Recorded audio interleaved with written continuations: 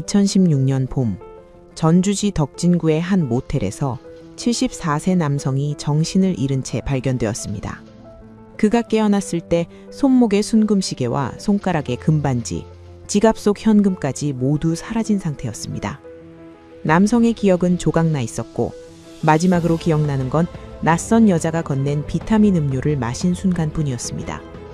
같은 수법의 피해자가 전국 곳곳에서 속출했지만 노인들은 수치심 때문에 입을 열지 않았습니다. 범인은 64세의 여성.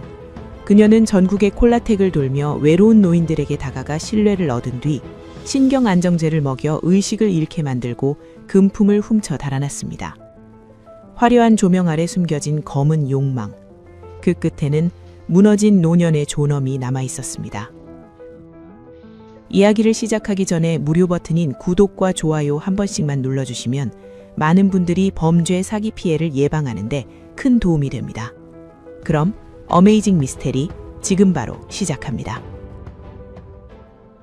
전주시 덕진구 금암동, 번화가 한복판에 자리한 5층짜리 상업빌딩의 지하 1층으로 내려가는 계단은 낮에도 어두컴컴했습니다.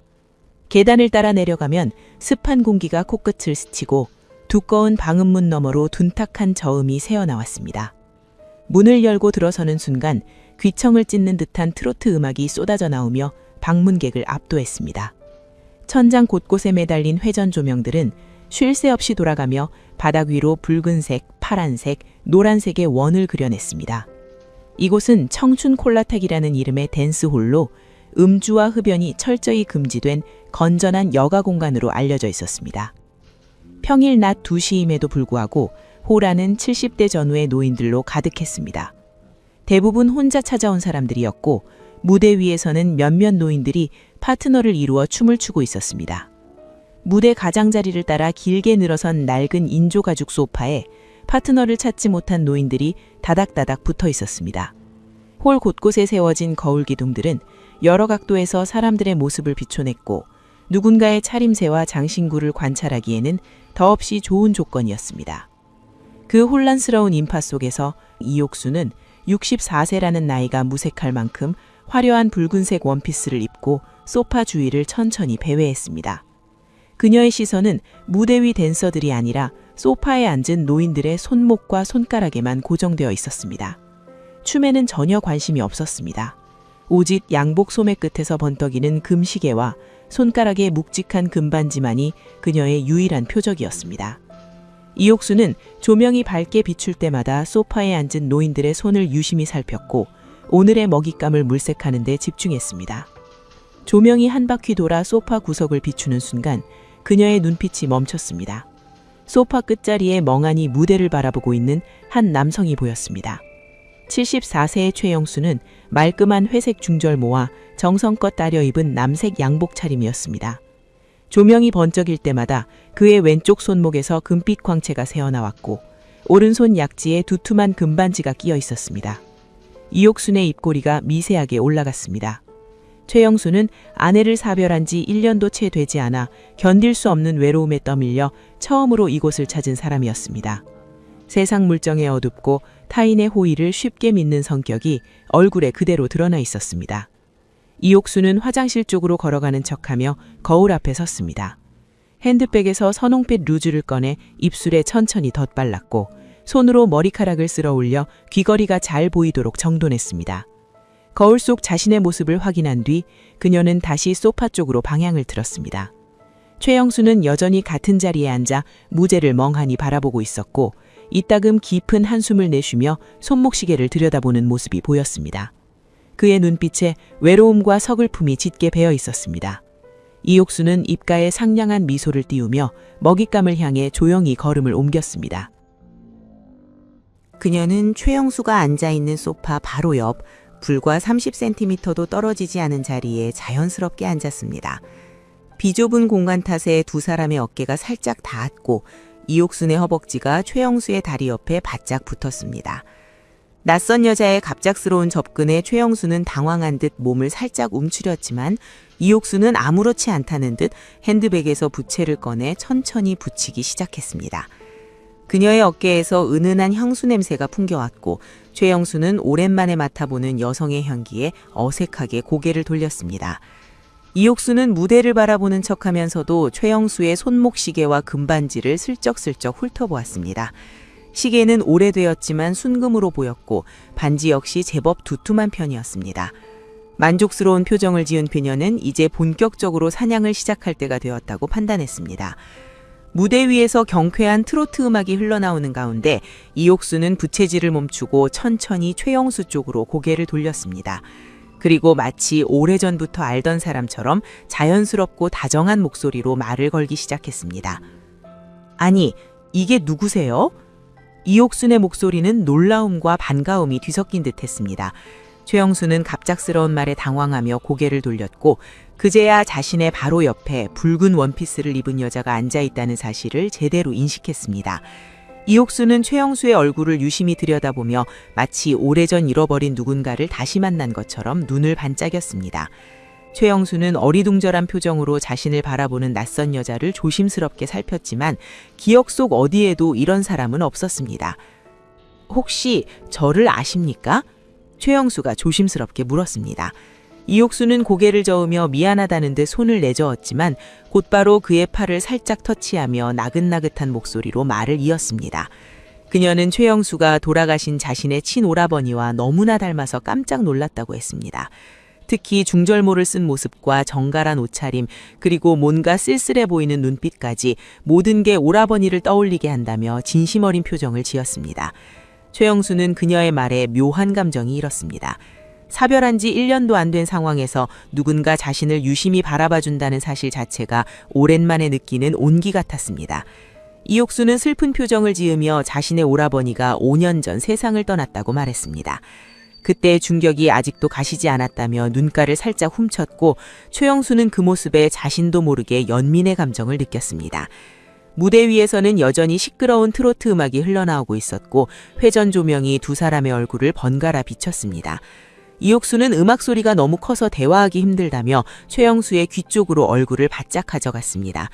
그녀의 입술이 최영수의 귓불에 닿을 듯 말 듯한 거리까지 다가왔고 속삭이는 목소리와 함께 은은한 향수 냄새가 코끝을 스쳤습니다. 최영수는 심장이 빠르게 뛰는 것을 느꼈습니다. 아내가 세상을 떠난 후 이렇게 가까운 거리에서 여자와 대화해 본 적이 없었기 때문입니다. 이옥수는 긴장한 모습을 눈치채고는 오히려 더욱 자연스럽게 그의 팔을 툭툭 치며 편하게 대해도 된다고 했습니다. 그녀는 자신도 남편과 사별한 지 오래되어 혼자 사는 처지라 이런 곳에 오면 그나마 외로움을 덜 수 있다고 말했습니다. 최영수는 그녀의 말에 깊이 공감했습니다. 자신도 똑같은 이유로 이곳을 찾았기 때문입니다. 그 사람은 순식간에 공통의 슬픔을 나누는 사이가 되어가고 있었습니다. 한참 동안 이런저런 이야기를 나누던 이옥순이 갑자기 입안이 텁텁하다며 혀를 차는 신용을 했습니다. 그녀는 이곳이 술도 담배도 팔지 않는 건전한 곳이라 좋긴 한데 그래도 가끔은 따뜻한 국물에 소주 한 잔이 그립다고 말했습니다. 최영수도 고개를 끄덕였습니다.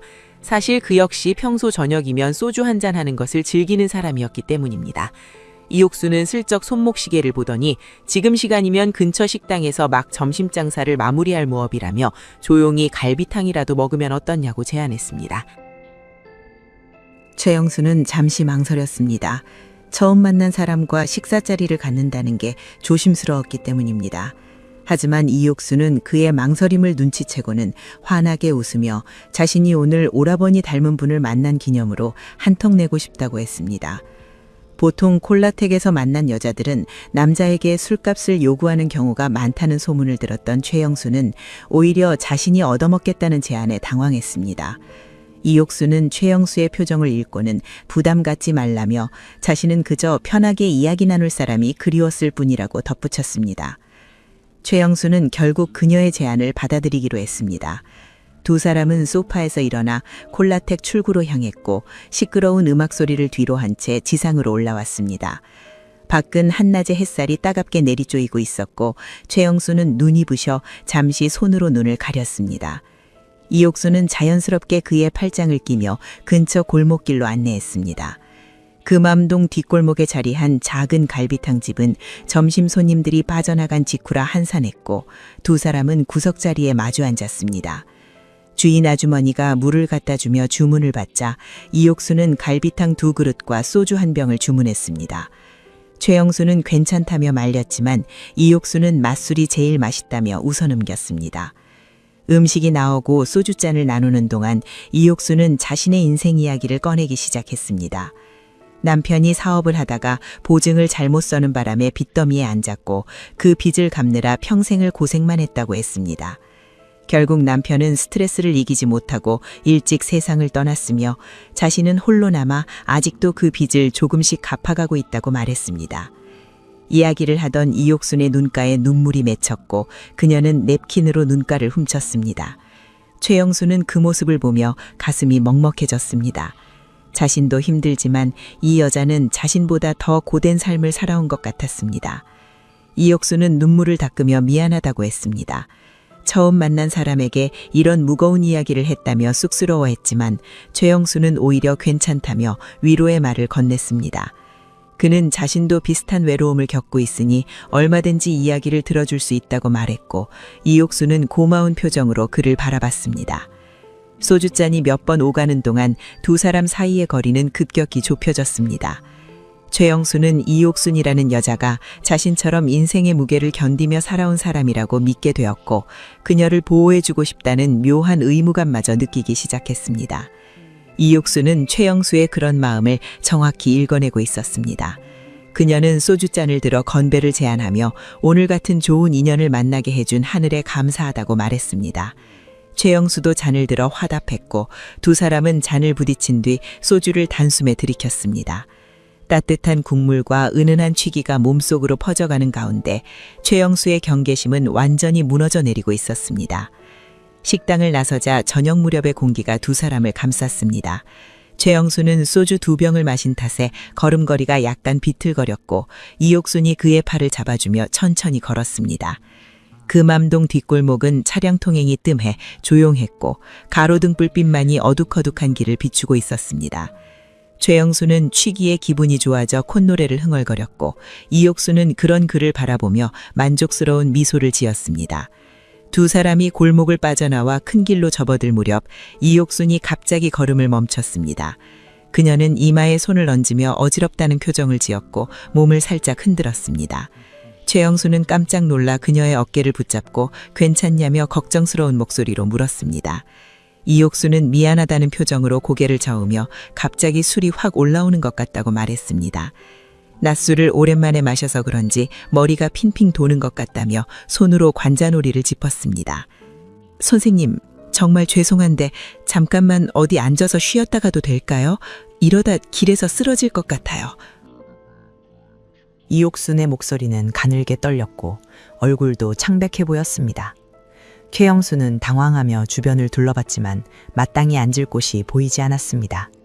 근처에는 편의점도 카페도 없었고 오직 모텔 건물 몇 개만이 네온 사인을 밝히고 있었습니다. 이옥수는 최영수의 팔에 몸을 기대며 힘없이 말했습니다. 정말 미안하지만 저기 모텔에서 잠깐만 누워서 쉬었다 가면 안 되겠냐고 30분만 눈을 붙이면 괜찮아질 것 같다고 했습니다. 최영수는 순간 당황했습니다. 처음 만난 여자와 모텔에 간다는 것이 껄끄럽고 부담스러웠기 때문입니다. 하지만 지금 이옥순의 상태는 정말로 안 좋아 보였고 그냥 두고 볼 수만은 없었습니다. 이옥순은 최영수의 망설임을 눈치채고는 고개를 숙이며 정말 죄송하다고 거듭 사과했습니다. 자신 때문에 선생님께 누를 끼치는 것 같아 죽을 것 같다며 그냥 택시를 타고 집에 가겠다고 말했습니다. 하지만 그 말을 하는 그녀의 다리는 휘청거렸고 당장이라도 쓰러질 것 같은 모습이었습니다. 아니, 괜찮습니다. 건강이 우선이죠. 어서 들어가서 좀 쉬십시오. 최영수는 결국 그녀를 부축하며 가장 가까운 모텔로 향했습니다. 해피모텔이라는 낡은 간판이 붙은 3층짜리 건물이었고 1층 로비에는 중년 남성이 무심한 표정으로 앉아 있었습니다. 최영수가 방을 하나 달라고 하자 남성은 대수롭지 않게 키를 건네주며 2층 203호로 가라고 했습니다. 최영수는 현금으로 방값을 지불했고 이옥순을 부축해 좁은 계단을 올라갔습니다. 방문을 열자 좁고 어둡침침한 공간이 드러났습니다. 낡은 침대 하나와 작은 화장대와 그리고 구석에 욕실문이 보였습니다. 이옥수는 침대에 주저앉으며 한숨을 내쉬었고 최영수는 어색하게 방 안을 둘러봤습니다. 이옥수는 정말 미안하다며 눈을 감고 이마를 짚었고 최영수는 괜찮다며 천천히 쉬라고 말했습니다. 그는 자신은 밖에서 기다리겠다고 하려 했지만 이옥순이 그의 손을 잡으며 말했습니다. 선생님도 좀 쉬세요. 술을 드셔서 피곤하실 텐데 저 욕실 좀 다녀올게요. 이옥수는 비틀거리며 일어나 욕실로 향했고 문을 닫는 소리가 났습니다. 최영수는 침대 모서리에 조심스럽게 앉아 천장을 올려다봤습니다. 오늘 하루가 꿈만 같았습니다. 외로움을 달래려 콜라텍에 갔다가 이렇게 좋은 사람을 만났고 지금은 모텔방에까지 함께 들어와 있었습니다. 그는 가슴이 두근거리면서도 한편으로는 이 상황이 맞는 건지 혼란스러웠습니다. 욕실 안에서 물 흐르는 소리가 들렸고 잠시 후 이옥순이 문을 열고 나왔습니다. 그녀는 얼굴에 물을 묻힌 채였고 손수건으로 얼굴을 닦으며 좀 나아진 것 같다고 말했습니다. 그리고는 최영수를 향해 미소를 지으며 선생님도 욕실에 가서 세수라도 하고 오시면 개운할 거라고 권했습니다. 최영수는 고개를 끄덕이며 일어나 욕실로 들어가 문을 닫았습니다. 욕실 문이 닫히는 순간 이옥순의 얼굴에서 상냥했던 미소가 순식간에 사라졌습니다. 그녀의 눈빛은 차갑고 날카로웠으며 입가에는 냉소가 번졌습니다. 이옥수는 재빨리 핸드백을 열고 안쪽 깊숙한 곳에 숨겨둔 작은 비닐봉지를 꺼냈습니다. 비닐 안에는 휴지에 여러 겹 쌓인 하얀 가루가 들어있었습니다. 그가 사전에 치밀하게 준비해둔 신경 안정제였습니다. 약국에서 처방받은 정제들을 미세한 가루로 빻아 휴대하기 쉽게 만든 것이었습니다. 이옥수는 핸드백에서 편의점에서 미리 사둔 비타민 음료를 꺼냈습니다. 뚜껑을 조심스럽게 따고는 하얀 가루를 천천히 털어넣었습니다. 가루가 액체 속으로 새서 가라앉으며 희미하게 섞였고 그녀는 병을 천천히 흔들어 완전히 녹였습니다. 거품이 일어나지 않도록 조심스럽게 침전물이 생기지 않도록 정확하게 흔들었습니다. 모든 과정은 익숙한 손놀림으로 진행되었고 그녀의 표정에는 일말의 망설임도 없었습니다. 욕실에서 물 흐르는 소리가 계속 들렸고 이옥수는 재빨리 음료병을 화장대 위에 올려놓았습니다. 그리고는 다시 침대에 앉아 아까처럼 어지러운 척 이마를 짚었습니다. 잠시 후 욕실 문이 열리며 최영수가 나왔습니다. 그는 물기를 털어내며 훨씬 개운해 보였고 이옥순을 향해 괜찮아 보이냐고 물었습니다. 이옥수는 고개를 끄덕이며 많이 나아졌다고 대답했습니다. 선생님, 정말 죄송해요. 제가 술을 잘 못 마시는데 괜히 무리했나 봐요. 이옥수는 미안한 표정을 지으며 말했고 최영수는 괜찮다며 손을 저었습니다. 이옥수는 화장대 위에 비타민 음료를 집어들며 자신은 이런 게 있어서 다행이라고 말했습니다. 피로 회복에 정말 좋다며 병을 흔들어 보였고 최영수를 향해 건넸습니다. 선생님도 오늘 많이 피곤하셨을 텐데 드시면 좋을 거라며 상냥하게 권했습니다. 최영수는 잠시 망설였지만 그녀의 진심 어린 배려에 거절하기가 어려웠습니다. 그는 병을 받아들며 고맙다고 인사했고 이옥수는 환하게 웃으며 다 드시라고 권했습니다. 최영수는 뚜껑을 완전히 열고 병을 입에 댔습니다. 달콤하면서도 약간 쌉쌀한 맛이 느껴졌지만 그는 그것이 비타민 특유의 맛이라고 생각했습니다. 단숨에 병을 비운 최영수는 만족스러운 표정으로 빈 병을 쓰레기통에 버렸습니다. 이옥수는 그 모습을 지켜보며 속으로 시간을 계산하기 시작했습니다. 그녀가 탄 신경 안정제는 보통 15분에서 20분 정도면 효과가 나타나기 시작할 것이었습니다. 이옥수는 최영수에게 자신도 좀 쉬고 싶으니 잠시 침대에 누워도 되겠냐고 물었고 최영수는 당연하다며 자신은 의자에 앉아 있겠다고 했습니다. 하지만 이옥수는 선생님도 편하게 쉬시라며 침대 한쪽을 가리켰고 최영수는 어색하게 웃으며 침대 가장자리에 조심스럽게 앉았습니다. 시간이 흐르는 동안 방 안은 고요했습니다. 이옥수는 눈을 감은 척하면서도 최영수의 상태를 예리하게 관찰했습니다. 그녀는 이제 곧 약이 작용하기 시작할 것임을 알고 있었고 그 순간만을 기다리며 침대에 누워 있었습니다. 최영수는 무거워지는 눈꺼풀과 싸우며 멍하니 천장을 바라봤습니다. 그는 단지 피곤해서 그런 거라고 생각했지만 사실은 이미 돌이킬 수 없는 함정에 빠져들고 있었습니다. 비타민 음료를 마신 지 약 15분쯤 지났을 무렵 최영수는 뭔가 이상한 느낌을 받기 시작했습니다. 처음에는 단순한 졸음인 줄 알았지만 점차 그것이 보통의 피곤함과는 다르다는 것을 깨달았습니다. 눈꺼풀이 납덩이처럼 무거워지면서 의지와 상관없이 눈이 감겼고 억지로 뜨려고 해도 몇 초 버티지 못하고 다시 스르르 감겼습니다. 온몸의 근육에서 힘이 빠져나가는 느낌이 들었고 손가락 하나 까딱하기가 힘들어졌습니다. 최영수는 침대에서 일어나려고 했지만 다리에 힘이 들어가지 않았습니다. 팔을 움직이려 해도 마치 물속에 잠긴 것처럼 둔하고 느렸습니다. 입안이 바짝 말라오면서 혀가 부어오르는 듯한 느낌이 들었고 말을 하려고 해도 혀가 제대로 움직이지 않아 어눌한 소리만 나왔습니다. 그는 이옥순을 향해 무슨 말을 하려 했지만 입술이 마비된 듯 뻣뻣했고 목소리는 중얼거림으로만 새어나왔습니다. 이상해요. 겨우 내뱉은 말은 제대로 된 문장조차 되지 않았습니다. 최영수는 공포를 느끼기 시작했습니다. 자신의 몸이 자신의 통제를 벗어나고 있다는 사실이 너무나 두려웠습니다.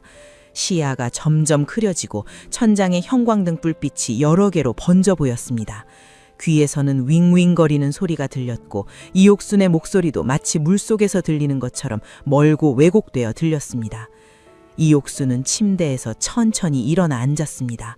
그녀는 최영수의 얼굴을 내려다보며 차갑게 미소 지었고 손으로 그의 뺨을 가볍게 두드렸습니다. 최영수는 그 감촉을 느낄 수 있었지만 반응할 수가 없었습니다. 이옥수는 그의 눈을 들여다보며 그가 아직 의식이 있는지 확인했습니다. 최영수의 동공은 풀려 있었고 초점을 잃은 채 천장을 향하고 있었습니다. 아직 정신은 있으시네요. 잘 됐어요. 제가 뭘 하는지 똑똑히 보고 계세요. 이옥순의 목소리는 아까의 다정함은 온데간데 없이 차갑고 냉소적이었습니다. 최영수는 그 목소리를 들으며 소름이 돋았지만 몸은 전혀 움직이지 않았습니다. 그는 지금 무슨 일이 벌어지고 있는지 이해하기 시작했습니다. 자신이 속았다는 것, 이 여자가 처음부터 자신을 노렸다는 것을 깨달았지만 이미 늦었습니다. 의식은 조각조각 끊어지기 시작했고 현실과 환각의 경계가 모호해졌습니다. 이옥수는 최영수의 왼쪽 손목을 잡았습니다. 순금 시계가 형광등 불빛에 반짝였고 그녀는 능숙한 손놀림으로 시계를 풀어냈습니다. 버클이 딸깍 소리를 내며 열렸고 시계는 최영수의 손목에서 벗겨져 이옥순의 손으로 넘어갔습니다. 최영수는 그 광경을 흐릿한 시야로 지켜봤지만 저항할 수 없었습니다. 손가락 하나 까딱할 수 없는 무력감이 그를 짓눌렀습니다. 이옥수는 시계를 자신의 핸드백에 쑤셔넣고는 다시 최영수의 오른손으로 시선을 돌렸습니다. 약지에 끼워진 두툼한 금반지가 보였고 그녀는 그것을 빼내기 위해 최영수의 손가락을 잡아당겼습니다. 하지만 반지는 오랜 세월 동안 그 자리에 있었던 탓에 잘 빠지지 않았습니다. 손가락이 약간 부어 있었고 관절 부분에서 걸렸습니다. 이옥수는 혀를 차며 욕실로 향했고 비누를 가지고 돌아왔습니다. 그녀는 최영수의 손가락에 비누를 문지르며 반지를 빼내려 했습니다. 미끄러운 비누 거품이 손가락을 감쌌고 이옥수는 반지를 비틀며 억지로 잡아당겼습니다. 최영수는 손가락에서 뜨거운 통증을 느꼈지만 신음조차 제대로 낼 수 없었습니다. 관절이 꺾이는 듯한 고통 속에서 마침내 반지가 빠져나왔고 이옥수는 만족스러운 표정으로 그것을 핸드백에 넣었습니다. 이제 남은 것은 지갑이었습니다. 이옥수는 최영수의 양복 안주머니를 뒤졌고 두툼한 가죽 지갑을 꺼냈습니다. 지갑을 열자 10,000원짜리 지폐 여러 장이 보였고 그녀는 그것들을 재빨리 세어 자신의 핸드백으로 옮겼습니다. 신용카드들도 있었지만 그녀는 그것들에는 손대지 않았습니다. 카드를 사용하면 흔적이 남기 때문입니다. 현금만 쏙 빼낸 뒤 빈 지갑을 최영수의 뒷주머니에 다시 쑤셔 넣었습니다. 최영수는 눈앞에서 자신의 소지품이 강탈당하는 과정을 지켜봤지만 아무것도 할 수 없었습니다. 의식은 점점 더 흐릿해졌고 현실 감각이 사라지기 시작했습니다. 천장이 빙글빙글 돌아가는 것 같았고 이옥순의 모습도 여러 개로 겹쳐 보였습니다. 귀에서는 계속 윙윙거리는 소리가 났고 심장박동 소리가 귓가에서 쿵쿵 울렀습니다. 그는 자신이 죽는 건 아닌가 하는 공포를 느꼈지만 그 공포조차 몽롱한 안개 속으로 사라져갔습니다. 이육수는 최영수의 몸을 뒤져 혹시 더 챙길 것이 없는지 확인했습니다. 주머니 하나하나 뒤져봤지만 더 이상 가치 있는 물건은 없었습니다. 그녀는 만족스러운 표정으로 고개를 끄덕이며 핸드백을 챙기고 거울 앞에 서서 흐트러진 머리를 정돈했습니다. 그리고는 침대에 누워있는 최영수를 한 번 더 내려다봤습니다. 선생님, 오늘 정말 즐거웠어요.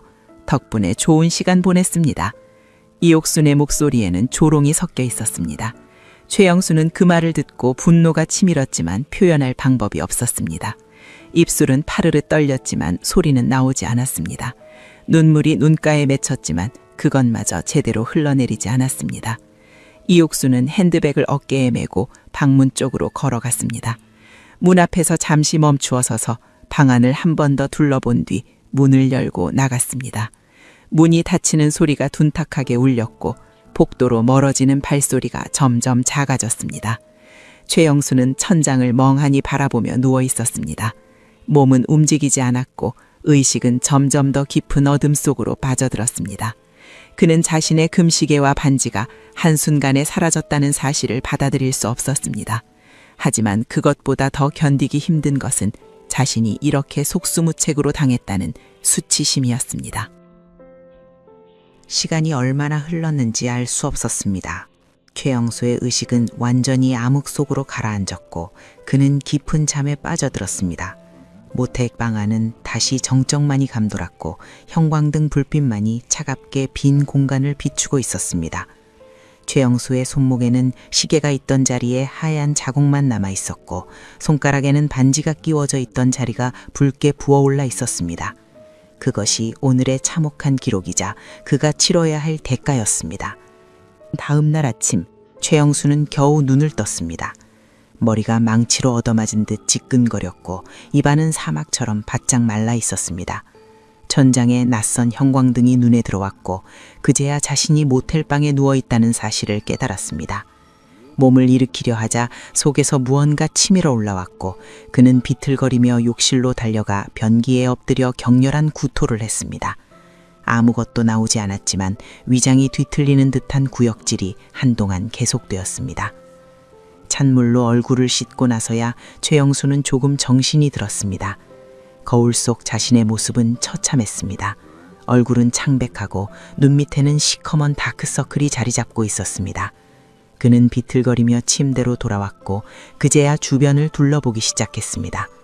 어제 저녁의 기억이 조각조각 떠올랐습니다. 골라텍에서 만난 그 여자, 식당에서의 술자리, 그리고 이곳 모텔에서 마신 비타민 음료까지는 희미하게 기억났지만 그 이후는 완전히 공백이었습니다. 최영수는 본능적으로 왼쪽 손목을 내려다봤습니다. 손목에는 아무것도 없었습니다. 아내의 칠순 선물로 받았던 순금 시계가 사라져 있었습니다. 심장이 쿵 내려앉는 느낌이었습니다. 그는 황급히 오른손 약지를 봤습니다. 결혼 30주년 기념으로 맞춘 금반지 역시 흔적도 없이 사라진 상태였고 반지가 있던 자리만 붉게 부어올라 있었습니다. 떨리는 손으로 양복 안주머니를 더듬었습니다. 지갑은 있었지만 열어보니 안에 든 현금은 한 푼도 남아있지 않았습니다. 순간 모든 것이 명확해졌습니다. 자신이 당했다는 사실을 깨달은 최영수는 침대에 주저앉았습니다. 손이 바들바들 떨렸고 입술은 새파랗게 질렸습니다. 그런데 이상하게도 분노보다 먼저 밀려온 것은 감당하기 힘든 수치심이었습니다. 74세 나이에 낯선 여자에게 홀려 모텔까지 왔다가 약물을 먹고 쓰러져 금품을 강탈당했다는 사실이 너무나 부끄러웠습니다. 이 일을 누군가 알게 된다면, 특히 자식들이 알게 된다면 어떻게 될까 하는 생각에 온몸이 얼어붙었습니다. 최영수는 비틀거리며 일어나 옷을 주웠습니다. 거울을 보며 중절모를 눌러쓰고 양복깃을 바로잡았습니다. 평소처럼 단정한 모습이었지만 손목의 빈자리와 손가락의 붉은 자국은 감출 수가 없었습니다. 그는 모텔을 빠져나오며 로비 직원과 눈을 마주치지 않으려 고개를 숙였습니다. 밖은 따가운 오후 햇살이 내리쬐고 있었고 거리는 평범한 일상으로 가득했습니다. 집으로 돌아가는 택시 안에서 최영수는 끊임없이 생각했습니다. 경찰에 신고해야 할까? 하지만 그렇게 되면 자신이 어떻게 그 여자를 만났는지, 왜 모텔에 갔는지 모든 것을 설명해야 합니다. 신문에 날 수도 있고 동네 사람들이 알게 될 수도 있습니다. 무엇보다 자식들 앞에서 어떻게 얼굴을 들겠습니까? 아들은 실망할 것이고 딸은 눈물을 흘릴 것입니다. 그는 차라리 이 일을 가슴속에 묻어버리기로 결심했습니다. 집에 도착한 최영수는 문을 잠그고 방 안에 틀어박혔습니다. 손목시계와 금반지 그리고 지갑 속 현금까지 합치면 수백만 원의 피해였습니다. 평생 모은 노후 자금의 상당 부분이 하루아침에 날아간 것입니다. 하지만 돈보다 더 큰 상처는 자존감이었습니다. 자신이 이렇게 쉽게 속을 줄은 몰랐습니다. 그는 침대에 누워서 천장을 바라보며 끊임없이 자책했습니다. 외로움을 못 이겨 콜라텍에 간 것부터가 잘못이었다고, 낯선 여자의 친절을 믿은 것이 어리석었다고 되뇌었습니다. 그런데 최영수가 몰랐던 사실이 있었습니다. 이옥수는 이미 노인들이 가진 이러한 최면 중심의 심리를 완벽히 간파하고 있었다는 것입니다. 그녀는 피해자들이 수치심 때문에 신고하지 못할 것임을 알고 있었고 그것을 자신의 범죄에 이용했습니다. 이옥수는 전주뿐만 아니라 대전, 대구, 부산 등 전국 각지의 콜라텍을 돌며 동일한 수법으로 연쇄범행을 이어갔습니다. 그녀는 한 도시에서 범행을 저지른 뒤에는 즉시 다른 도시로 이동했고 흔적을 남기지 않았습니다. 피해자들의 침묵은 이옥순에게 완벽한 은신처가 되어주었습니다. 최영수처럼 피해 사실을 숨기고 혼자 고통받는 노인들이 전국 곳곳에 있었습니다. 어떤 이는 집안에 틀어박혀 사람들을 피했고 어떤 이는 우울증에 빠져 약을 먹기 시작했습니다. 손목의 빈자리를 가리기 위해 긴팔 옷만 입는 노인도 있었고 가족들에게 시계를 잃어버렸다고 거짓말하는 노인도 있었습니다. 모두가 자신만의 방식으로 수치심과 싸우고 있었습니다. 하지만 모든 노인이 침묵한 것은 아니었습니다. 전주에서 이옥순의 피해를 입은 또 다른 남성 강민호는 달랐습니다. 72세의 강민호는 최영수와 비슷한 방법으로 이옥순에게 접근당했고 같은 수법으로 금품을 강탈당했습니다. 하지만 그는 수치심보다 분노가 앞섰습니다. 자신이 당한 일에 대해 부끄러워하기보다 이런 범죄자를 잡아야 한다는 의무감이 더 컸습니다. 강민호는 집에 돌아온 다음 날 아침 곧바로 전주 덕진경찰서를 찾았습니다. 접수창구에서 담당자를 만난 그는 떨리는 목소리로 자신이 겪은 일을 설명했습니다.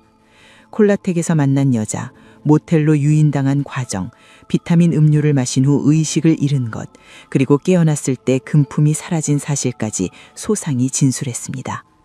담당 경찰은 강민호의 진술을 꼼꼼히 기록했고 즉시 강력팀에 사건을 배당했습니다. 강민호의 용기 있는 신고는 이옥순의 견고한 범죄 행각에 처음으로 균열을 냈습니다.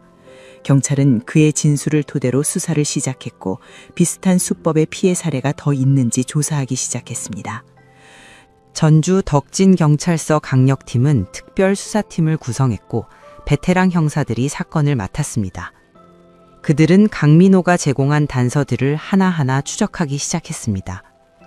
범인의 인상착의, 콜라텍의 위치, 모텔의 이름, 그리고 범행 수법까지 모든 것이 중요한 단서였습니다. 수사팀은 곧 이것이 단순한 단발성 범죄가 아니라는 사실을 깨달았습니다. 강민호와 비슷한 피해를 입었지만 신고하지 않은 노인들이 더 있을 가능성이 높았습니다. 형사들은 전주 시내의 주요 콜라텍들을 방문하며 탐문 수사를 시작했고 64세 전후의 붉은 원피스를 입은 여성에 대한 제보를 수집했습니다. 그들은 이 여자가 전국을 돌며 조직적으로 범행을 저지르고 있다는 정황을 포착하기 시작했습니다. 이옥순을 향한 수사망이 조금씩 좁혀지고 있었습니다. 전주 덕진경찰서 강력팀 수사본부에는 긴장감이 감돌았습니다. 회의실 벽면엔 사건 개요가 정리된 화이트보드가 걸려 있었고 책임을 맡은 박종현 형사는 팀원들 앞에서 강민호의 진술사를 다시 읽어내려갔습니다. 64세 전후 여성, 붉은 원피스, 콜라텍을 주 무대로 활동함, 신경안정제를 이용한 범행 그리고 금품 강취. 단서는 있었지만 수사는 시작부터 거대한 벽에 부딪혔습니다. 가장 큰 문제는 피해자의 기억이 약물 때문에 조각나 있다는 점이었습니다. 강민호는 범인의 얼굴을 또렷이 기억하지 못했습니다. 파마머리에 붉은 원피스를 입었다는 것, 목소리가 나긋나긋했다는 것, 60대 중반으로 보였다는 것 외에는 구체적인 인상착의를 제공하지 못했습니다. 더구나 그녀가 사용한 이름조차 가명일 가능성이 높았습니다. 형사들은 이것이 초범이 아니라 상습범의 수법임을 직감했습니다. 수사팀은 사건이 발생한 모텔을 중심으로 주변 100m 이내의 모든 CCTV를 확보했습니다. 화질이 좋지 않은 오래된 카메라들이 대부분이었지만 형사들은 하나하나 프레임을 넘기며 꼼꼼히 분석했습니다. 그리고 마침내 범행 당일 오후 7시경 모텔 입구로 들어가는 두 사람의 모습을 포착했습니다. 강민호로 보이는 남성과 함께 걷는 여성의 실루엣이 희미하게 보였습니다. 하지만 이옥수는 매우 지능적이었습니다.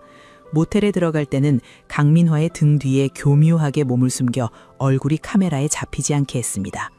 카메라 위치를 정확히 파악하고 있는 듯 했습니다. 형사들은 이옥순이 모텔을 나오는 장면도 찾았지만 그때는 이미 챙이 넓은 모자와 마스크로 얼굴을 완전히 가린 상태였습니다. 심지어 고개를 숙이고 걸어 체형조차 제대로 파악하기 어려웠습니다. 이 여자 완전 프로야. CCTV 위치를 미리 다 파악하고 있어. 박 형사는 모니터를 노려보며 혀를 찼습니다. 수사팀은 다른 각도에서 접근하기로 했습니다. 범인이 범행 후 어떤 경로로 이동했는지 추적하는 것이었습니다. 그녀는 분명히 현금만 챙기고 카드는 건드리지 않았습니다. 디지털 흔적을 남기지 않으려는 의도가 명확했습니다. 그렇다면 대중교통을 이용했을 가능성이 높았습니다. 형사들은 모텔 주변 택시기사들을 일일이 찾아다니며 면담을 진행했습니다. 며칠간의 끈질긴 탐문 끝에 한 택시기사가 기억을 떠올렸습니다. 범행 당일 밤 9시쯤 모자와 마스크를 쓴 중년 여성을 태웠다는 것이었습니다. 목적지는 전주 시외 버스터미널이었습니다. 형사들은 즉시 그 택시의 블랙박스 영상을 확보했고 이옥순으로 추정되는 여성이 뒷좌석에 앉아있는 모습을 확인했습니다. 버스터미널로 갔다는 건 다른 도시로 도망친 거야. 이 여자 전국을 돌아다니면서 범행을 저지르고 있어.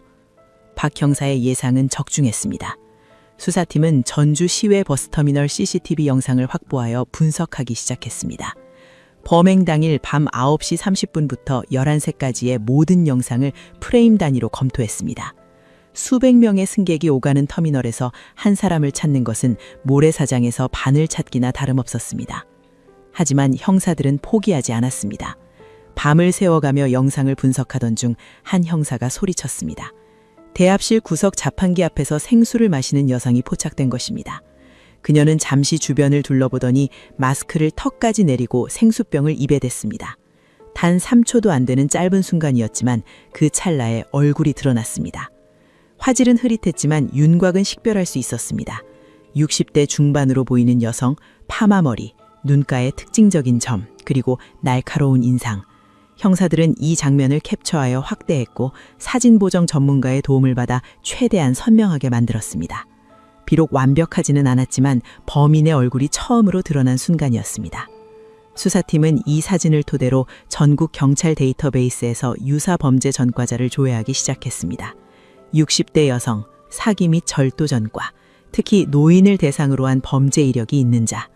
검색 결과 수십 명의 용의자가 나왔고 형사들은 한 명씩 사진을 대조하며 확인했습니다. 그리고 마침내 일치하는 인물을 찾아냈습니다. 64세 이옥순, 전과 7범. 그녀의 범죄 이력은 놀라웠습니다. 2008년 대구에서 사기죄로 첫 실형, 2011년 부산에서 노인 대상 절도, 2013년 광주에서 유사수법의 약물 사용 절도.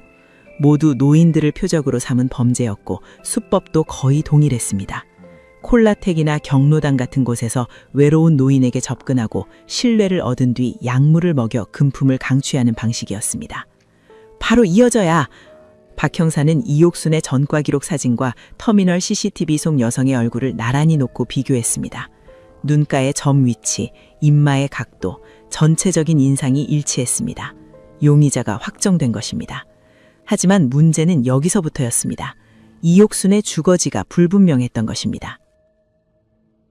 수사팀은 이옥순의 주민등록 주소지를 확인했지만 이미 2년 전에 전출된 상태였습니다. 현재 등록된 주소는 고시원이었고 형사들이 찾아갔을 때는 이미 6개월 전에 나간 뒤였습니다. 고시원 주인은 이옥순이 어디로 갔는지 전혀 모른다고 했습니다.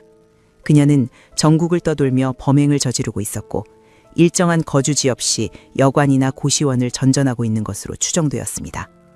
더 큰 문제는 휴대전화였습니다. 이옥순은 타인 명의의 대포폰을 사용하고 있었고 위치 추적이 불가능했습니다.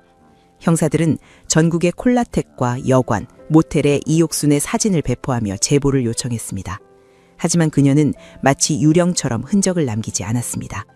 한 도시에서 범행을 저지른 뒤에는 즉시 다른 도시로 이동했고 같은 콜라텍에는 2번 가지 않았습니다.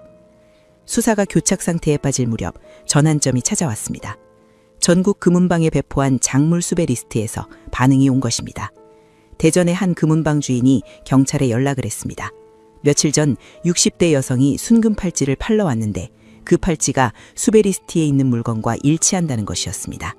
부산에서 발생한 또 다른 노인 대상 절도 사건의 작물이었습니다.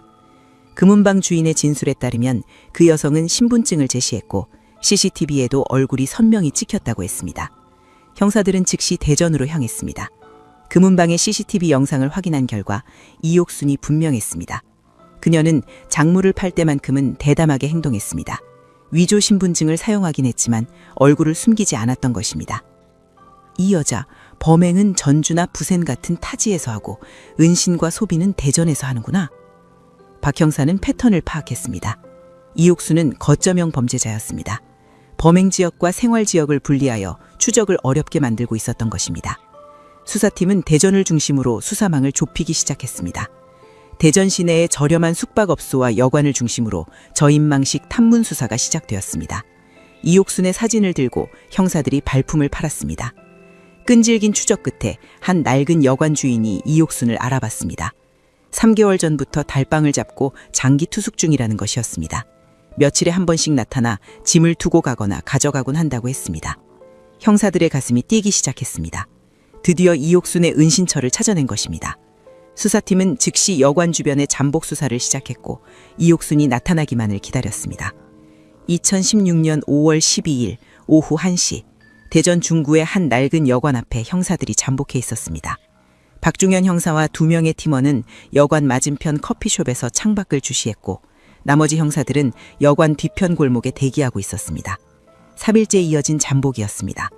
이옥순은 며칠째 모습을 드러내지 않았고 형사들은 긴장감 속에서 기다렸습니다. 여관 주인의 말에 따르면 이옥수는 특별한 패턴 없이 불규칙하게 나타났습니다. 때로는 이틀 연속 오기도 하고 때로는 일주일 넘게 안 보이기도 했습니다. 하지만 결국에는 반드시 돌아온다고 했습니다. 방 안에 개인 물품들이 있고 방값도 한 달치를 미리 지불했기 때문입니다. 형사들은 인내심을 발휘하며 기다렸습니다. 오후 3시가 조금 넘었을 때 박 형사의 무전기에서 소리가 났습니다. 여관 뒤편에 잠복 중이던 형사의 목소리였습니다. 골목 쪽에서 중년 여성이 접근하고 있다는 것이었습니다. 박 형사는 즉시 쌍방경을 들어 확인했습니다. 검은색 긴 팔 티셔츠에 청바지를 입은 여성이 여관 쪽으로 걸어오고 있었습니다. 챙이 넓은 모자를 눌러쓰고 마스크를 착용한 모습이었지만 체형과 걸음걸이가 CCTV 속 이옥순과 일치했습니다. 목표물 포착, 모두 대기, 내 신호 있을 때까지 움직이지 마. 박 형사는 낮은 목소리로 무전을 보냈습니다. 여성은 주변을 경계하듯 천천히 둘러본 뒤 여관 입구로 들어갔습니다. 형사들은 숨을 죽이고 기다렸습니다. 잘못 건드렸다가는 도주할 수도 있었기 때문입니다. 박 형사는 여관 주인에게 미리 협조를 구해뒀습니다. 이옥순이 방으로 올라가면 즉시 연락을 달라고 했습니다. 10분 후 여관 주인에게서 문자가 왔습니다. 205호 들어감. 이옥순이 자신의 방으로 들어간 것입니다. 박 형사는 팀원들에게 신호를 보냈고 형사들은 조용히 여관으로 접근했습니다. 그들은 계단을 올라가며 발소리를 최소화했고 205호 앞에 도착했습니다. 박 형사는 손짓으로 위치를 지정했고 형사들은 문 양쪽에 섰습니다. 박 형사가 초인종을 눌렀습니다. 짧은 침묵 뒤 안쪽에서 발소리가 들렸습니다. 문고리가 돌아가는 소리가 났고 문이 살짝 열렸습니다. 체인락이 걸린 상태에서 이옥순의 얼굴 일부가 보였습니다. 그녀는 복도에 선 남자들을 보자 경계하는 눈빛을 보냈습니다. 누구세요? 경찰입니다. 이옥순 씨 맞으시죠? 박 형사가 경찰 신분증을 내밀며 말했습니다. 이옥순의 얼굴이 순간 굳었습니다. 그녀는 본능적으로 문을 닫으려 했지만 박 형사가 재빨리 발을 문틈에 넣어 막았습니다. 체인락이 팽팽하게 당겨졌고 이옥순은 뒤로 물러서며 당황한 표정을 지었습니다.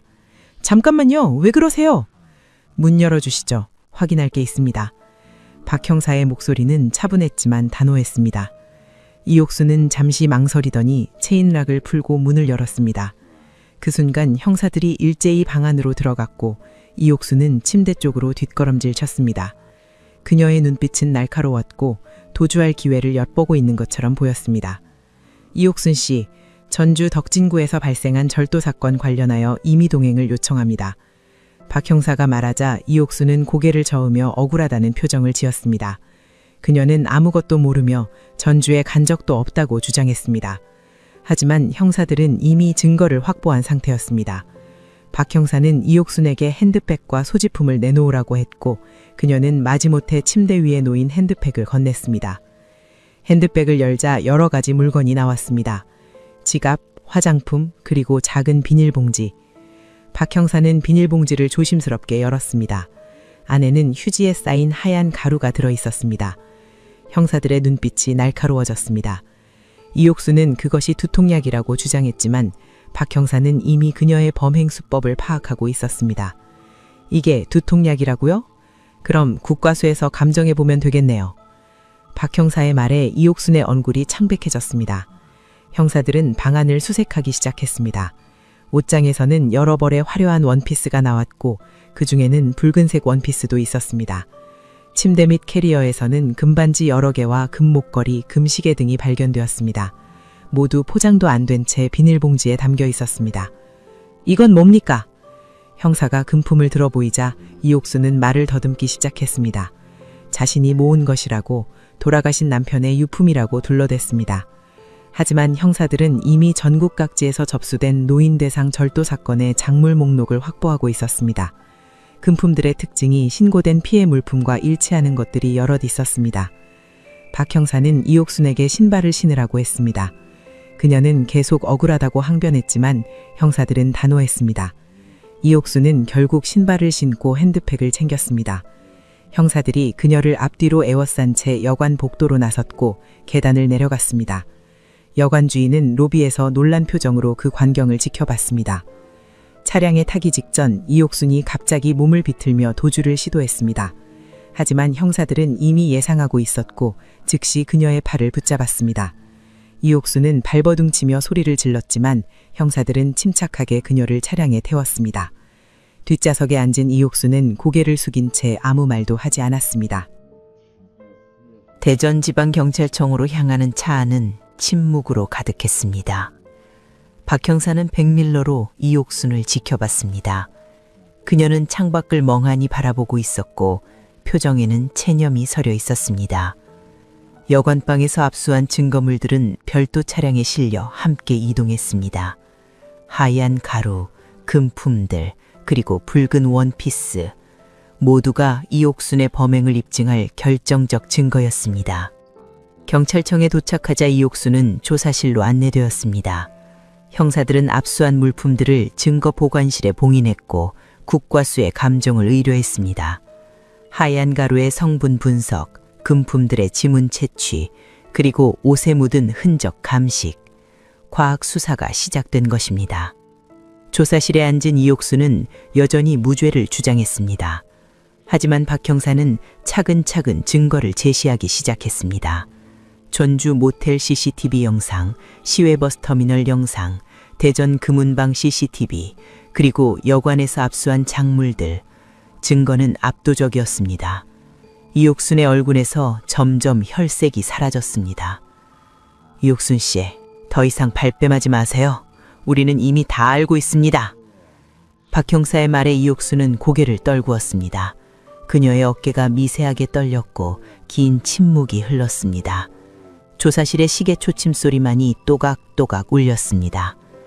이옥순은 천천히 고개를 들었고 그녀의 눈에는 눈물이 맺혀 있었습니다. 하지만 그것이 진심 어린 뉘우침의 눈물인지 아니면 잡힌 것에 대한 억울함의 눈물인지는 알 수 없었습니다. 변호사를 부르고 싶어요. 이옥순이 작은 목소리로 말했습니다. 박 형사는 고개를 끄덕이며 그녀의 권리를 고지했습니다. 그리고 조사는 변호사가 도착할 때까지 일시 중단되었습니다. 이옥수는 조사실 의자에 앉아 천장을 멍하니 바라봤습니다. 그녀의 긴 도주는 이제 끝난 것입니다. 전국을 돌며 노인들을 착취했던 그녀의 범죄 행각도 막을 내리는 순간이었습니다. 변호사가 도착한 것은 2시간 뒤였습니다. 국선 변호사는 이옥순과 30분간 단독 면담을 가진 뒤 조사에 응하겠다는 의사를 밝혔습니다. 박 형사는 녹음기를 켜고 본격적인 조사를 시작했습니다.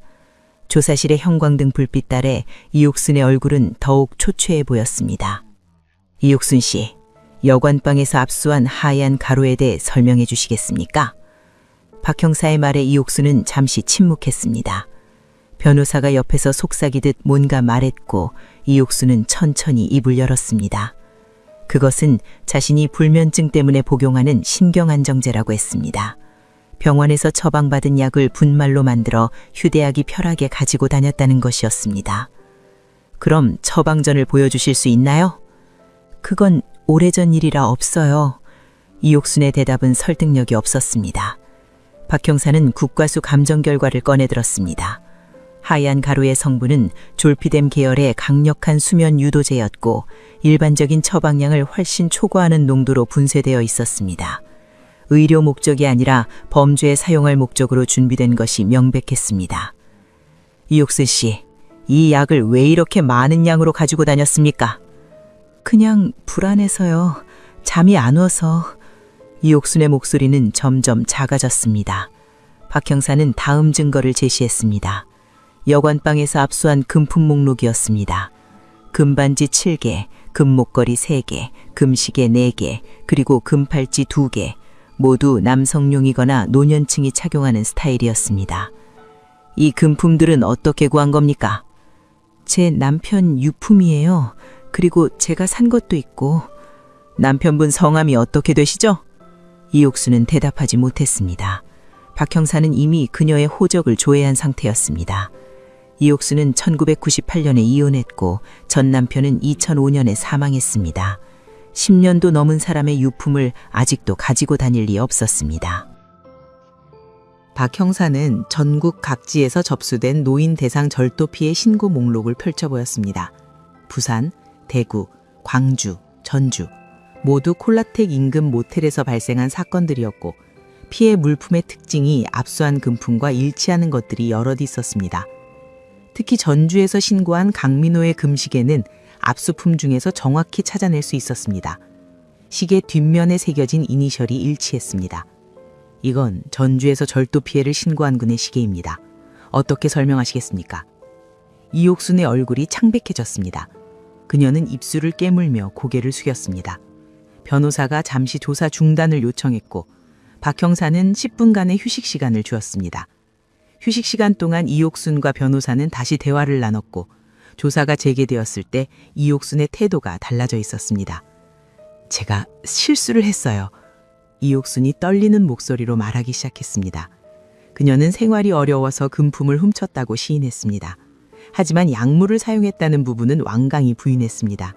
그저 술에 취한 노인들의 물건을 슬쩍 했을 뿐이라고 주장했습니다. 약물을 사용했다면 상해죄가 추가되고 형량이 크게 늘어나기 때문에 이 부분만큼은 인정하지 않으려 했습니다. 하지만 박 형사에게는 결정적인 증거가 있었습니다. 강민호를 비롯한 피해자들의 혈액검사 결과였습니다. 피해 직후 병원에서 채혈한 혈액에서 고농도의 수면 유도제 성분이 검출되었습니다. 피해자들은 모두 평소 그런 약을 복용한 적이 없다고 진술했고 의료 기록도 이를 뒷받침했습니다. 피해자들의 혈액에서 당신이 가지고 있던 것과 동일한 성분의 약물이 검출되었습니다. 이걸 어떻게 설명하시겠습니까? 이옥수는 더 이상 변명할 수 없었습니다. 그녀의 어깨가 축 처졌고 두 손으로 얼굴을 감쌌습니다. 긴 침묵이 흘렀습니다. 시계 초침 소리만이 규칙적으로 울렸습니다. 박 형사는 재촉하지 않고 기다렸습니다. 그는 오랜 경험으로 지금 이 용의자가 무너지는 순간임을 알고 있었습니다. 몇 명이나 됩니까? 박 형사가 조용히 물었습니다. 이옥수는 고개를 들었고 그녀의 눈에는 눈물이 가득 차 있었습니다. 하지만 그 눈물이 진정한 뉘우침에서 나온 것인지는 의문이었습니다. 정확히는 기억 안 나요. 많이요. 언제부터 시작했습니까? 작년, 아니 재작년부터요. 이옥순의 자백이 시작되었습니다. 그녀는 2014년부터 전국의 콜라텍을 돌며 범행을 저질렀다고 했습니다. 처음에는 대구에서 시작했고 점차 부산, 광주, 전주, 대전으로 활동 범위를 넓혔습니다. 한 도시에서 두세 건의 범행을 저지른 뒤에는 즉시 다른 도시로 이동했습니다. 흔적을 남기지 않기 위해서였습니다. 수법은 항상 같았습니까? 네, 콜라텍에서 혼자 온 노인을 찾아요. 특히 금시계나 금반지를 찬 사람들요. 친하게 지내는 척하고 술을 마시게 하고 모텔로 유인해요. 그리고 비타민 음료에 약을 타서. 이옥순의 진술은 담담했습니다. 마치 일상적인 일과를 설명하는 것처럼 감정의 기복 없이 이어졌습니다. 박 형사는 그녀의 말을 들으며 등골이 서늘해지는 것을 느꼈습니다. 이것은 충동적인 범죄가 아니었습니다. 철저히 계획되고 반복된 연쇄 범죄였습니다. 피해자들이 깨어났을 때 신고할 거라는 생각은 하지 않았습니까? 이옥수는 냉소를 띤 미소를 지었습니다. 그 표정에서 박 형사는 그녀의 진짜 모습을 보았습니다. 겉으로는 상냥한 중년 여성이지만 속으로는 계산적이고 냉혹한 범죄자였습니다. 노인들은 신고 안 해요. 부끄러워서요. 가족들한테 알려지는 게 두려워서 입 다물어요. 전 그걸 알았어요. 그녀의 말에는 피해자들에 대한 경멸이 섞여 있었습니다. 이옥수는 노인들의 심리를 교묘히 이용했습니다. 외로움, 수치심, 체면, 이 모든 것을 범죄의 도구로 활용했던 것입니다. 박 형사는 분노를 억누르며 계속 질문을 이어갔습니다. 수사팀은 이옥순의 진술을 토대로 전국 각지의 경찰서에 협조를 요청했습니다. 미신고 피해 사례를 찾아내기 위해서였습니다. 그리고 놀라운 사실이 드러났습니다. 이옥순의 범행은 그녀가 시인한 것보다 훨씬 광범위했습니다. 부산에서만 5건, 대구에서 7건, 광주에서 4건, 전주에서 3건, 확인된 것만 해도 19건이었고 미확인 사례까지 포함하면 30건이 넘을 것으로 추정되었습니다. 피해 금액도 상상을 초과했습니다. 금품의 시가를 합산하면 약 8천만 원에 달했습니다. 이옥수는 훔친 금품을 전국의 금은방에서 현금으로 바꿨고 그 돈으로 여관비와 생활비를 충당했습니다. 일부는 도박에 탕진하기도 했습니다. 조사가 진행될수록 이옥순의 범죄는 더욱 치밀하고 잔혹한 것으로 밝혀졌습니다. 그녀는 피해자들의 나이와 건강 상태를 고려하여 약물의 양을 조절했습니다. 너무 많이 타면 위험하고 너무 적게 타면 깨어날 수 있기 때문이었습니다. 그녀는 수십 번의 범행을 통해 완벽한 용량을 터득했습니다. 피해자가 다칠 수도 있다는 생각은 안 했습니까? 박 형사의 질문에 이옥수는 고개를 저었습니다. 조심했어요. 죽이려던 게 아니에요. 그냥 잠재우고 물건만 가져가려던 거예요. 그녀의 대답에는 죄책감이 없었습니다. 마치 자신이 큰 죄를 짓지 않았다는 듯한 태도였습니다. 박 형사는 한숨을 내쉬었습니다. 이옥순에게 피해자들은 그저 돈을 뜯어낼 대상일 뿐이었습니다. 그들의 고통이나 수치심, 남은 인생에 대한 고민 같은 것은 전혀 고려하지 않았습니다. 조사는 이틀에 걸쳐 진행되었고 이옥순의 범죄 전모가 완전히 드러났습니다. 검찰은 상습 절도, 준강도, 그리고 약물 사용에 따른 상해 혐의를 모두 적용하기로 했습니다. 이옥수는 구속영장이 청구되었고 법원은 도주 우려와 증거 인멸 가능성을 이유로 영장을 발부했습니다. 그녀는 수갑을 찬 채 호송차에 올랐고 구치소로 향했습니다. 2016년 8월 23일 대전지방법원 제3형부 법정에 이옥순이 섰습니다. 남색 재소자복을 입은 그녀는 수갑을 찬 채 피고인석에 앉았고 방청석에는 수십 명의 방청객이 자리를 채웠습니다. 그 중에는 피해자들과 그 가족들도 있었습니다. 언론 기자들도 여럿 보였습니다. 전국을 떠들썩하게 만든 연쇄 절도 사건이었기에 사회적 관심이 높았습니다. 재판장이 입장하고 개정이 선언되었습니다. 검사는 기소장을 낭독했습니다. 상습절도 19건, 준강도 19건, 약물 사용에 따른 상해 19건, 총 57개의 혐의였습니다. 피해 총액은 약 8천만 원, 피해자는 최소 19명 이상. 검사의 목소리는 차분했지만 그 내용은 충격적이었습니다. 이옥수는 무표정한 얼굴로 앉아 있었습니다. 그녀의 변호인은 피고인이 범행을 인정하며 깊이 반성하고 있다고 말했습니다.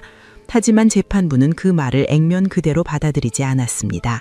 이옥순의 범행이 너무나 조직적이고 계획적이었기 때문입니다. 첫 번째 증인으로 강민호가 증인석에 섰습니다. 72세의 그는 떨리는 목소리로 자신이 겪은 일을 진술했습니다. 콜라텍에서 만난 이옥순이 얼마나 친절했는지, 자신이 얼마나 쉽게 속았는지를 고백했습니다. 그리고 깨어났을 때의 충격과 수치심에 대해서도 이야기했습니다.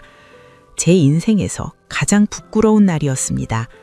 강민호의 목소리가 떨렸습니다. 그는 잠시 말을 멈추고 눈물을 닦았습니다. 방청석에서는 흐느끼는 소리가 들렸습니다. 재판장은 강민호에게 진정하라고 말하고 잠시 휴정을 선언했습니다. 휴정 시간 동안 복도에는 긴장감이 감돌았습니다. 피해자들은 서로를 위로했고 가족들은 분노를 삭히지 못했습니다. 이옥수는 구치소 직원들에게 둘러싸인 채 별실에서 대기했습니다. 그녀의 표정에는 여전히 감정의 변화가 없었습니다. 재판이 재개되고 두 번째 증인이 섰습니다. 부산에서 피해를 입은 68세 남성이었습니다. 그는 강민호보다 더 심한 피해를 입었습니다. 이옥순이 탄 약물의 양이 많았던 탓에 하루 넘게 의식을 잃었고 깨어난 뒤에도 며칠간 어지럼증을 시달렸습니다. 게다가 훔친 금품의 가치도 500만 원이 넘었습니다. 평생 아껴온 예물이었습니다. 그의 목소리에는 절망이 서려 있었습니다. 평생 아껴온 예물이 하루아침에 날아갔다는 것입니다. 그는 이옥순을 똑바로 쳐다보며 물었습니다.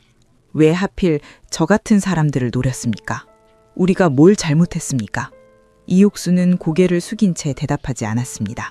재판장이 피고인에게 발언할 기회를 주었지만 그녀는 입을 열지 않았습니다. 변호인이 대신 사과의 말을 전했지만 피해자들의 분노는 가라앉지 않았습니다. 검사는 이옥순의 범행이 단순한 절도를 넘어 노인들의 존엄성을 짓밟은 행위라고 강조했습니다. 피해자들은 금전적 손실뿐만 아니라 정신적 충격으로 고통받고 있으며 일부는 우울증 진단을 받고 치료 중이라고 덧붙였습니다. 실제로 최영수는 사건 이후 집 밖 출입을 거의 하지 않고 있었고 다른 피해자 중 한 명은 공황장애 증상까지 보였습니다. 피고인은 노인들의 외로움과 수치심을 철저히 이용했습니다. 이는 계획적이고 지능적인 범죄며 피해자들에게 씻을 수 없는 상처를 남겼습니다. 검사는 징역 10년을 구형했습니다. 방청석에서는 너무 가볍다는 반응이 나왔습니다. 피해자 가족 중 한 명이 소리를 질렀고 재판장이 정숙을 요구했습니다. 긴장감이 감도는 가운데 이옥순에게 최후 진술 기회가 주어졌습니다. 이옥순은 천천히 일어섰습니다. 그녀는 재판장을 향해 고개를 숙이고는 떨리는 목소리로 말하기 시작했습니다. 죄송합니다. 제가 잘못했습니다. 하지만 그녀의 사과는 진심으로 들리지 않았습니다. 목소리에는 감정이 실려 있지 않았고 마치 암기한 대본을 읽는 것 같았습니다. 그녀는 생활고 때문에 어쩔 수 없었다고, 빚을 갚기 위해서였다고 변명했습니다. 하지만 수사 결과 그녀의 빚은 이미 몇 년 전에 정리된 상태였고 훔친 돈의 상당 부분을 도박과 사치품 구매에 썼다는 사실이 밝혀졌습니다. 재판부는 일주일 후 선고 공판을 열기로 했습니다. 그 일주일 동안 이옥수는 구치소에서 대기했고 피해자들은 불안한 마음으로 판결을 기다렸습니다. 언론에서는 연일 이 사건을 다뤘고 노인 대상 범죄에 대한 사회적 경각심이 높아졌습니다. 2016년 8월 30일 선고 공판이 열렸습니다. 법정은 지난번보다 더 많은 사람으로 가득 찼습니다. 재판장이 입장하고 판결문 낭독이 시작되었습니다. 재판부는 피고인 이옥순의 범행이 매우 악질적이며 피해자들에게 회복하기 어려운 상처를 남겼다고 판단했습니다. 피고인은 2014년부터 2016년까지 약 2년간 전국을 돌며 무려 19명 이상의 노인을 상대로 조직적이고 계획적인 범행을 저질렀습니다. 피고인은 노인들의 외로움과 선의를 악용했으며 약물을 사용하여 피해자들을 무력화시킨 뒤 금품을 강취했습니다. 이는 단순한 재산 범죄를 넘어 피해자들의 인간적 존엄성을 심각하게 훼손한 행위입니다. 재판장의 목소리는 엄중했습니다. 그는 피고인이 진정한 반성의 태도를 보이지 않으며 재범의 위험성이 높다고 지적했습니다. 이옥순은 고개를 숙인 채 판결문을 들었습니다. 피고인 이옥순에게 징역 8년을 선고합니다. 판결이 선언되는 순간 방청석에서는 한숨과 탄식이 터져 나왔습니다. 일부는 너무 가볍다고 생각했고 일부는 그나마 다행이라고 여겼습니다. 이옥수는 표정의 변화 없이 판결을 받아들였습니다. 그녀는 항소하지 않았고 판결은 그대로 확정되었습니다.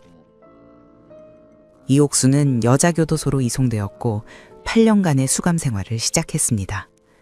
압수된 금품들은 피해자들에게 돌려졌지만 이미 처분된 물건들은 돌아오지 않았습니다.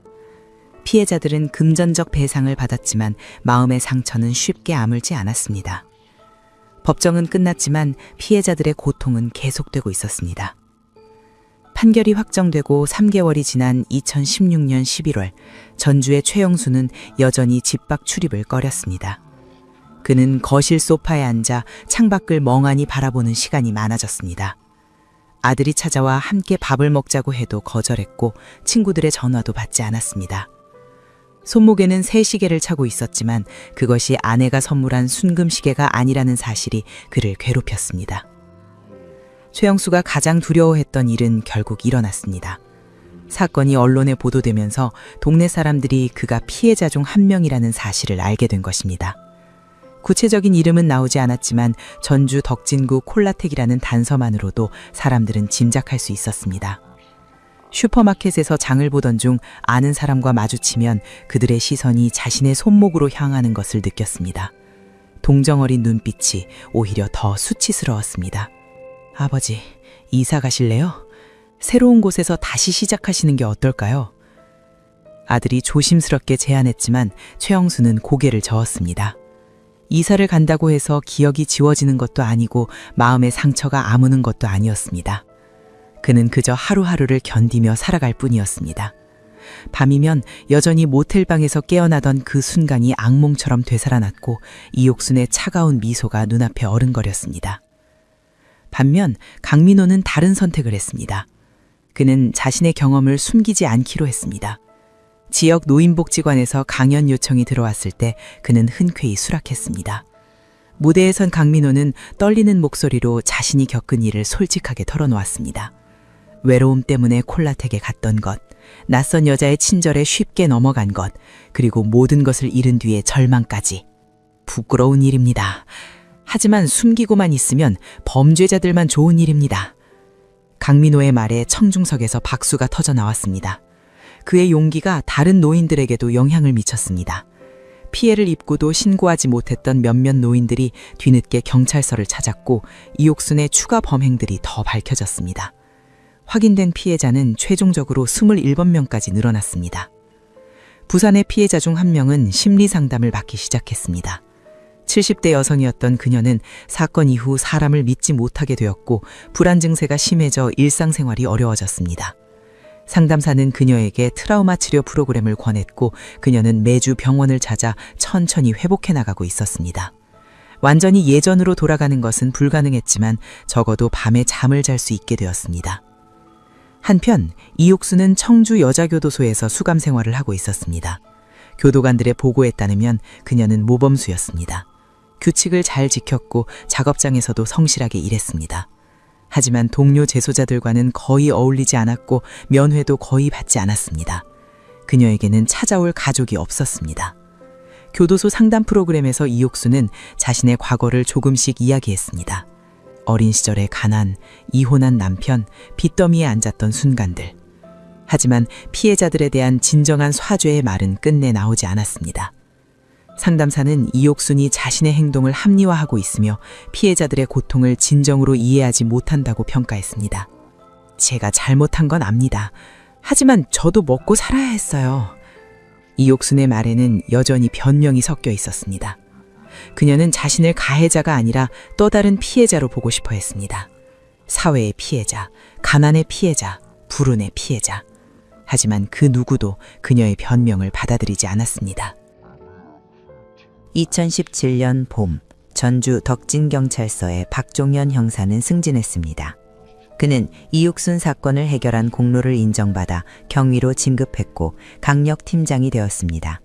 하지만 그는 이 사건을 결코 잊지 않았습니다. 사무실 책상 서랍 깊숙이 이육순 사건 파일을 보관하고 있었고 가끔씩 꺼내보며 생각에 잠겼습니다. 이 사건의 진짜 피해자는 숫자로 셀 수 없어요. 박 형사는 후배 형사들에게 말했습니다. 공식적으로 확인된 피해자는 27명이지만 쉬치심 때문에 끝내 신고하지 못한 피해자들이 더 많을 것이라고 했습니다. 어쩌면 수십 명 혹은 100명이 넘을지도 모른다고, 그들은 지금도 어딘가에서 혼자 고통받고 있을 것이라고. 실제로 전국의 콜라텍 업주들은 사건 이후 변화를 감지했습니다. 노인 손님들이 눈에 띄게 줄어들었던 것입니다. 외로움을 달래기 위해 찾았던 그곳이 이제는 위험한 곳으로 인식되었습니다. 일부 콜라텍은 CCTV를 추가 설치하고 직원 순찰을 강화했습니다. 하지만 이미 잃어버린 신뢰를 되찾기는 어려웠습니다. 전주의 한 노인복지관에서는 스마트 노년 안전교육이라는 프로그램을 시작했습니다. 노인들을 대상으로 각종 사기와 범죄 수법을 알려주고 대처 방법을 교육하는 것이었습니다.